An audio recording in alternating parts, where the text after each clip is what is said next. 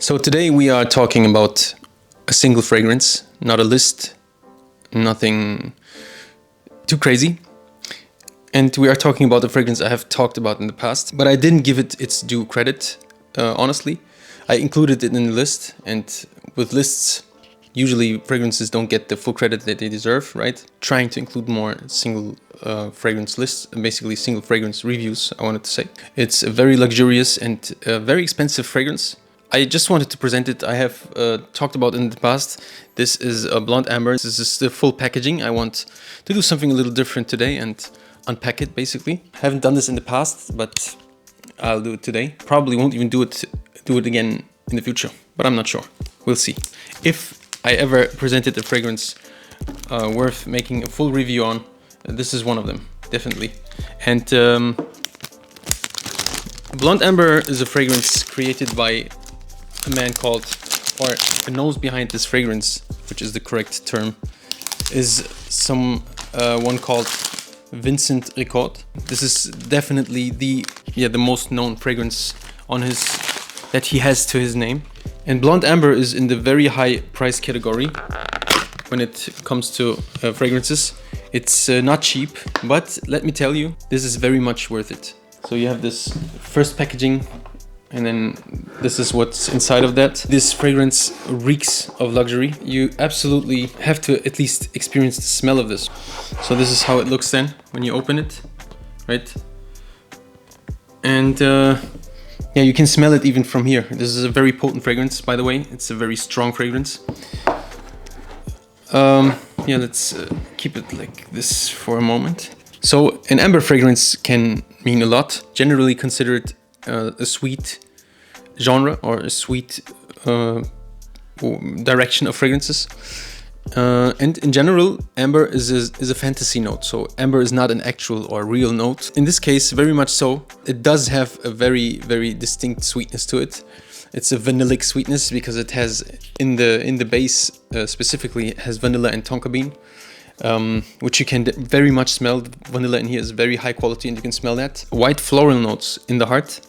For one, tuberose, and then secondly, jasmine, which are both very notoriously female fragrance notes. So a lot of female fragrances have jasmine and tuberose, specifically in that combination, because those are both white floral notes. So white flowers in the heart, then mixed with the tobacco in there, and then the dried fruits, right? So it's a very interesting combination. So in the top we have olibanum, which is a resin, kind of a spicy, slightly sweet. Resins in general tend to be like dark, but olibanum specifically tends to go towards the greenish, fresher, spicy side, you could say.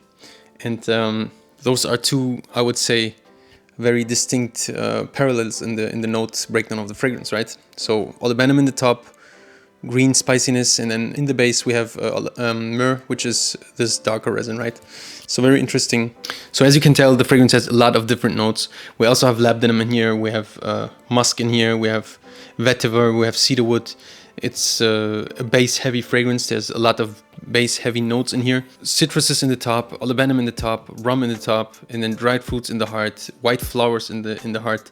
As you can tell, a very complex fragrance. The most beautiful thing though is that the beauty of this smell is actually by having all of these notes be very, very subtle, right? All of the notes are only slightly and blended to perfection, basically. The blend is almost perfect, I would say, because it's hard to distinguish the notes. Nobody can say that it smells female, that it smells very masculine or male. This is as unisex as it gets. I could imagine this on a woman, but honestly, this is a type of fragrance that would make the opposite gender kind of be jealous that they are wearing it, right? I've seen that a lot with back when Baccarat Rouge was getting the hype and was getting bigger. There was this time where men basically found that fragrance for themselves, and then afterwards women basically took it over, and women slowly started saying, yeah, it's a female fragrance, it's not for men. Although it's always been a unisex fragrance, and men very much could wear Baccarat Rouge if they wanted to. I personally didn't, because I also think it was too feminine for my personal style. But yeah, this is and probably would be even more so the case if this was less expensive. I heard that there's fragrances that are trying to resemble this, but let me tell you, I have yet to smell something that smells like blonde amber. Nobody will be really able to hit the spot as this fragrance does. If anyone, then probably the Arabs. This actually, unironically, has some slight Oriental thing going on with it as well. It's like the love child of something Oriental mixed with something French Occidental. Interesting combination. Let's again get the fragrance out of the package. This is how it looks, and blonde amber is in the very high price bracket, and we are talking like almost $10 per milliliter. So yeah, that's very expensive. You can smell the fragrance from without even opening the cap, but let's do a spray just for the video, I guess, because this is an opening video. You know, I usually don't do sprays, but I guess it's a thing. Yeah, there we go. Yeah, so very generous spray. As you can see, it's no, you cannot see. Can you see it now? Yeah, you can see it now. It's a very oily fragrance. It's very thick. Right, this is a pure parfum concentration, by the way. So again, in that regard, you're getting your money's worth, I guess. On the other hand, this, I think, is a fragrance which is starting to get very fun when you actually made it to the point where you can buy this without even hesitating, right?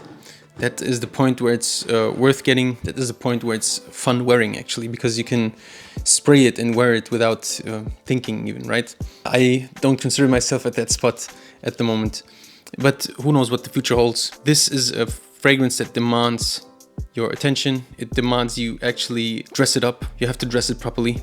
One of the rare fragrances where the sentence that it will actually wear you if you don't wear it. I would go as far as saying that with this fragrance in particular, if you would wear it like casually with like jeans and a t-shirt, it would almost be as if you would go out in suit and tie and then don't even wear the pants to the suit, like wearing shorts with the rest of your suit, which doesn't fit, right? So nobody does that. Don't do it with this fragrance. Wear it properly.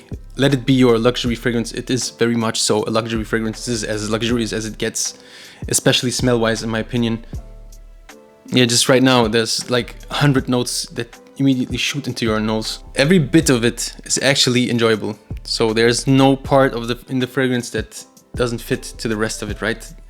Nothing in it is like pungent or annoying. It's not attention demanding, but it's attention grabbing, right? Because it's almost like imagine someone very good looking and very well dressed walks into the room, but they behave very humbly. And I think they've done this with the blend, not with like a specific note. Some people say they smell cherry in here or something cherry resembling, right? Some people say there's a distinct tobacco in this. The floral notes are detectable, actually. You can detect the tobacco. A lot of beautiful combinations that you can smell, and that's the beauty of this fragrance, because everyone can smell something different in this, and everyone can smell something that they enjoy in it, I think. I have yet to see someone or meet someone who doesn't like this fragrance when they smell it. The first reaction to this fragrance when someone smells it is that it's absolutely gorgeous, and this is the fragrance that you wear, and when you walk past someone, they will definitely think like, what the hell is that guy wearing, right? And that's what you want. I've smelled fragrances that try to be like this, or even something like the hedonistic, Jump Up and Kiss Me hedonistic, which is probably in the same vein as this, and that is actually the closest that I have smelled to this. But yet again, it's in the same price bracket. It's just as expensive, basically. Those are both, I think, new price for both this and hedonistic is around 550 euros for 50 ml. I've talked about hedonistic once, I think, on this channel. I will go out of my way and get hedonistic again, just to present it in comparison to this, actually. And maybe I'll do even more, because I think those are fragrances that deserve that type of treatment.